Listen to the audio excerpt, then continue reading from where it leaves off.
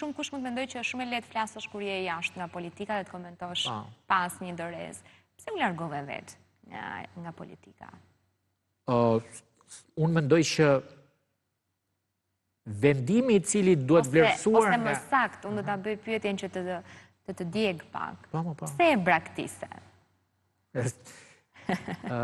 Mendoj që akti I dorëheqjes është akt integriteti, nuk është akt frike, nuk është akt braktisje, është akt për të vlerësuar më shumë. Pse për të vlerësuar? Sepse unë jam I sigurt që edhe ata të cilët më kritikojnë apo më urrejnë politikisht, sot janë të bindur që unë I mungoj politikës shqiptare. Janë të bindur që unë e meritoj përpara 100 deputetëve që t'jem në atë kuvend. E meritoj edhe për shkak të patriotizmit që kam treguar në gjithë veprimtarinë dhe aktivitetin tim. E para. E dyta, u largova se duhet të ushtroja profesionin tim, se nuk më lanë asnjë hapësirë. Kush ka dalë kundër Ramës dhe Berishës, ka një fund. A e ka me dorëheqje si unë? A është munduar të rri aty të përpiqet vërtitet të konsumohet kafeve Tiranës?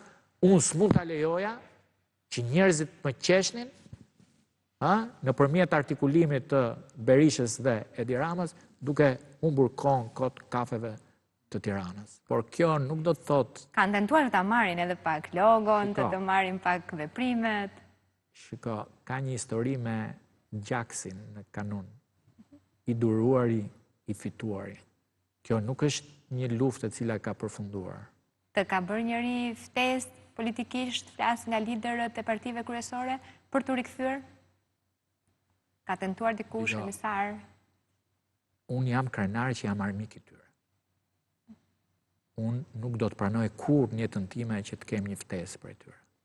Unë jam thjesht duke pritur ekzekutimin e tyre.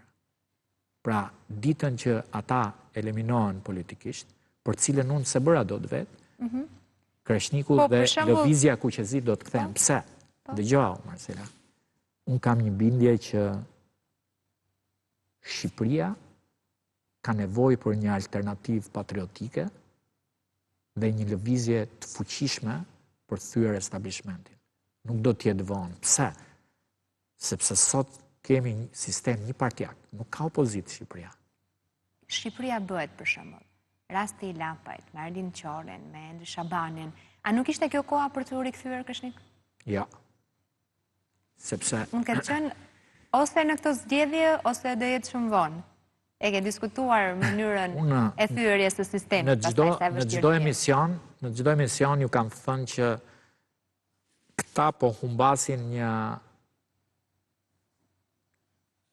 moment historik për t'u bashkuar. Dhe jo vetëm që I bën dëm vetes. Ata ja bën dëmin vetes, ja bën shumë të madh. Por I bën një dëm edhe kauzës së lindjes alternativave të reja në Shqipëri. Sepse çdo kush tashmë është pesimist dhe vështirë të bashkohet me një lëvizje të re politike që mund të lindë. Çfarë do ta kthente Kreshnik Spahiun politik?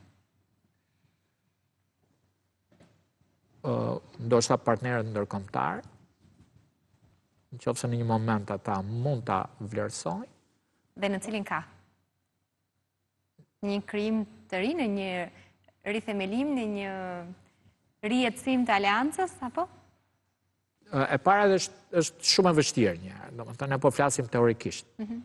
Praktikisht nuk do të dëshiroj. Por unë kuptoj që nuk I thua kurrë jo një ftesë, po kur sigurisht nuk I thuan, nuk I thuat. I mirë për ta ndarë sot paktën. Shqipëria në një moment do ketë nevojë për ndryshim. Dhe padyshim që do ketë nevojë për krijimin e një opozite të re. Unë e kam thënë që shpëtimi I Shqipërisë do vi ditën e shpërbërjes Partisë Demokratike. Pse? Më shpërbër se kaq? Po, ajo duhet shpërbëhet totalisht ose me qasë e ke për leadershipin, jo për partinë si ajo si parti është kthyer në një pengesë për lindjen e një opozite të re.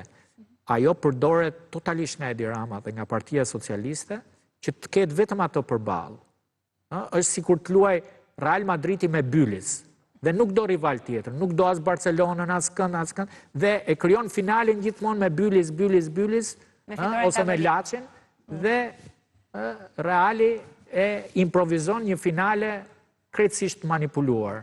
Dhe e vetmja mënyrë është që këtë kundërshtar të Partisë Socialiste ta shpërbët dhe të krijohet një lëvizje e re. Pse? Partia Socialiste s'ka nevojë, Edi Rama s'ka nevojë për askënd, s'ka nevojë as për të vetët. Tani, e vetmja mënyrë është që ai qëndron pushtet, jo me të vetët, duke mbajtur të Bylisin përballë. E qartë. Krishnik Spahiu, ishte shumë kënaqësi të mësoni me të njihnim pak më shumë nga ty në këtë. Kënaqësia ishte ime, faleminderit.